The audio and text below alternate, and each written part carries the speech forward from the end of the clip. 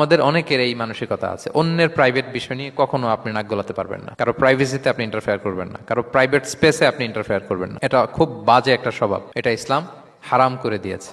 আমাদের অনেকের মধ্যে আছে খুঁটে খুঁটে, ভাই এটা কি ওইটা কি করছেন, সরকারি চাকরি না প্রাইভেট চাকরি, বেতন কত, বয়স কত, ওইটা কত ওইটা কত, হাবি যাবি, এটা তার ইটস নট হিজ বিজনেস। তারপরে মানুষ খুঁচিয়ে খুঁচিয়ে নিঃসন্তান দম্পতি আমি দেখেছি, তাদেরকে পেলে অনেকে, ভাই কি সমস্যা, কয় বছর হইল, বাচ্চা নিচ্ছেন না কেন, কবে হবে, কার সমস্যা, আপনার সমস্যা না ভাবির সমস্যা, বেটা তোর কি সমস্যা ওটা বল। একজন নিঃসন্তান দম্পতি তারা কি স্ট্রাগলের মধ্য দিয়ে যায় আপনি জানেন?